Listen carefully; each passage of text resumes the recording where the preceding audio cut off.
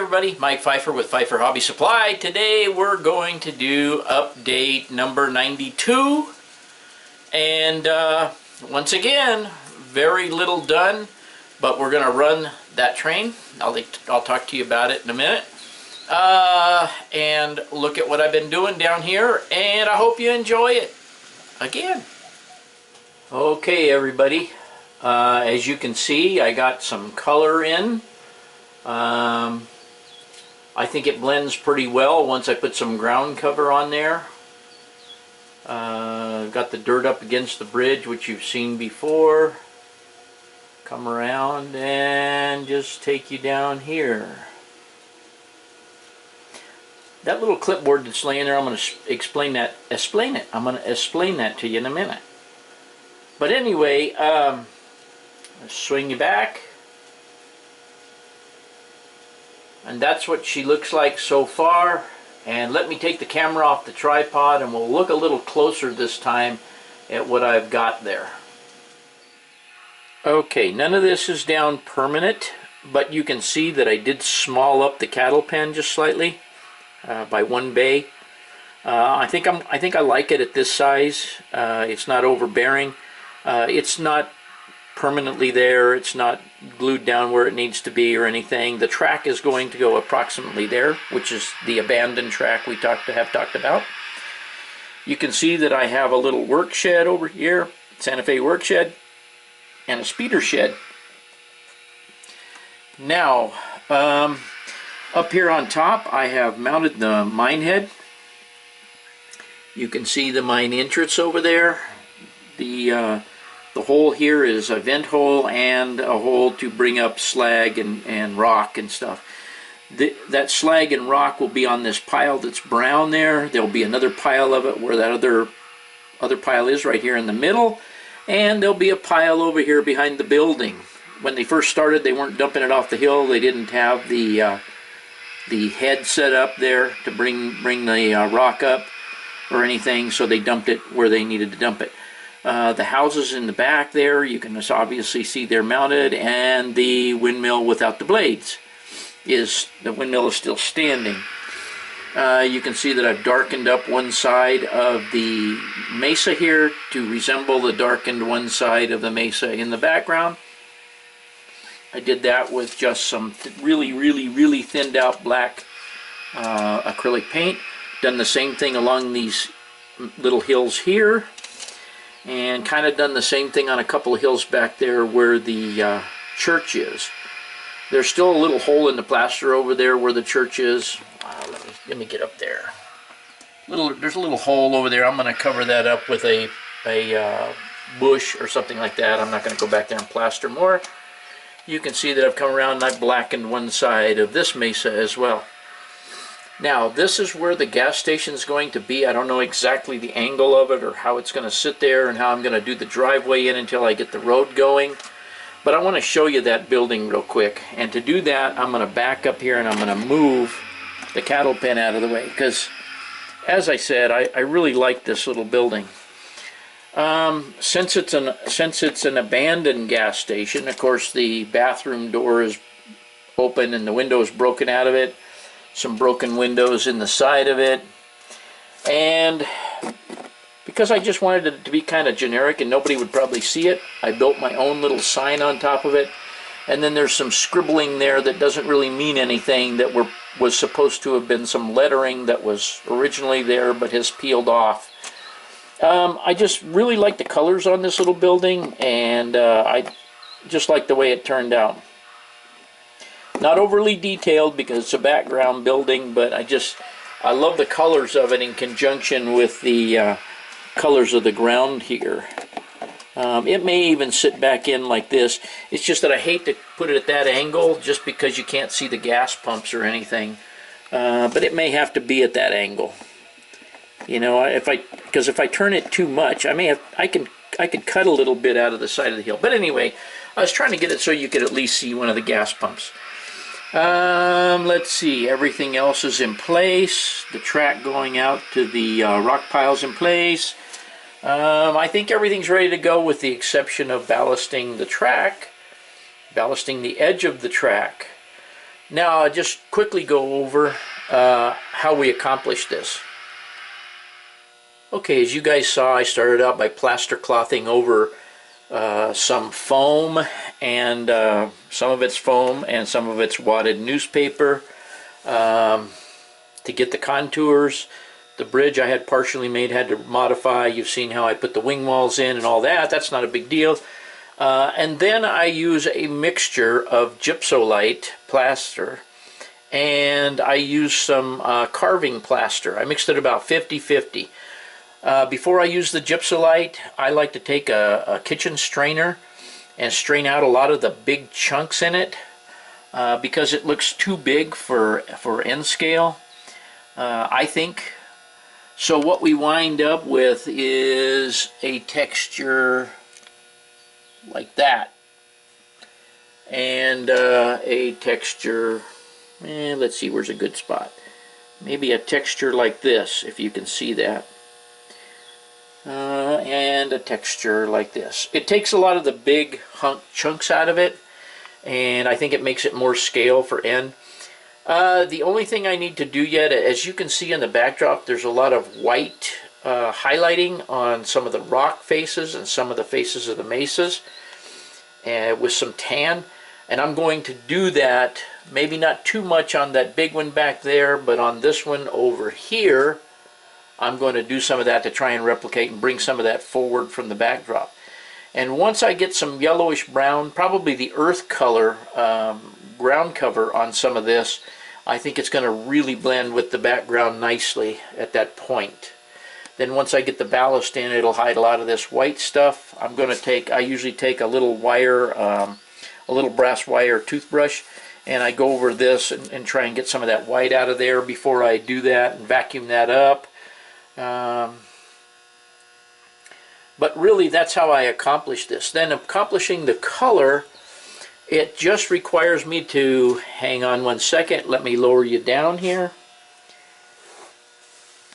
I have this box, and maybe I talked about this in previous videos, but colors that I've consistently used around the layout, I put base for base coat on all of them. And you can see there's light ones and dark ones and green ones and reddish ones, and I just get a collection of brownish colors, and that allows me to put those on a butter dish top and just squirt out maybe a silver dollar size amount of the colors that I think by the tops of the color the containers are close to what the backdrop is.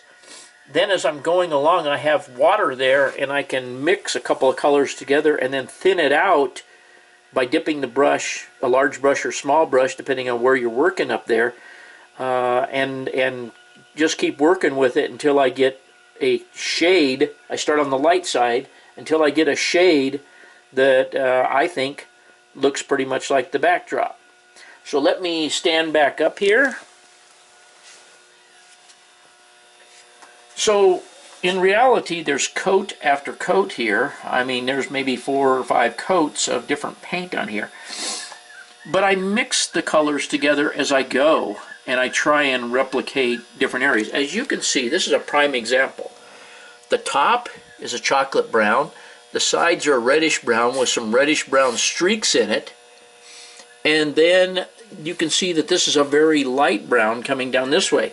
And once you put it together, it all comes together, and then when you put a little bit of ground cover on it, it totally blends all that together and makes it look right. So I don't get too hung up. I mean, I just slop it on there, really. And if I get it on the backdrop, I also have a small butter dish of clean water, and I wash it down off of the paper backdrop as I go, so that I don't have to go back and touch up anything. And I just work my way around, and I keep my eye on the backdrop behind whatever I'm working on. As you can see, there's a little bit of white already in where the church is there, which ties into the white on the rock straight behind it. There hasn't been any white put on that mesa, which I intend to do. Dry brushing, may even use chalk, I'm not sure. But it's a matter of just tying it in visually from the foreground to the background.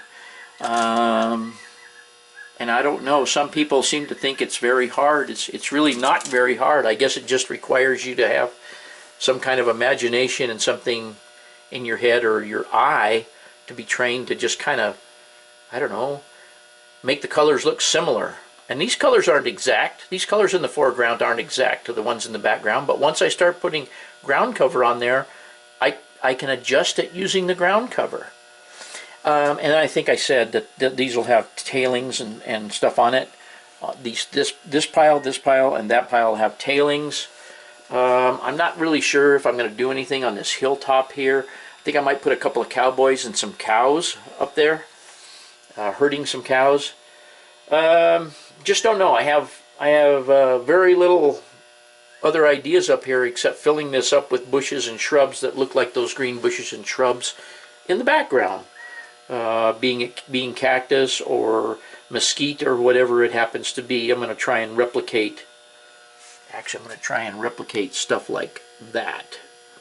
But for now, gang, that's it. I'm going to go back to this pad, or I'm going to go to this pad of paper here. I finally broke down and bought me a little clipboard, small clipboard. Why? Because I'm going to show you something else in a minute. As I service my locomotives, in other words, I lubricate them, clean all the trucks, clean everything, and put them back out in service, I write them down here. But instead of keeping them in this little binder, I'm going to start transferring those to the paper on the clipboard, and any bad orders and stuff, anything will go on that clipboard that pertains to work I've done on rolling stock and locomotives on the layout as the troubles occur. Okay, I'm going to try this while we're moving. You guys have seen this, the two yellow bonnets here, GP30s, and then I had the blue ones as well, the cigar bands. And the cigar bands I had not changed from the Atlas motors. The two war bonnets were given Kato motors. I know there's people going to cringe, there's people going to complain, why did you do it? Because I don't like particularly having to speed match everything, and I think Kato's motor runs better than Atlas's motor. It's a little bit of work to do it, but now I have all of these Kato powered, so I can run them together, or I can run them with other Kato locomotives as I see fit.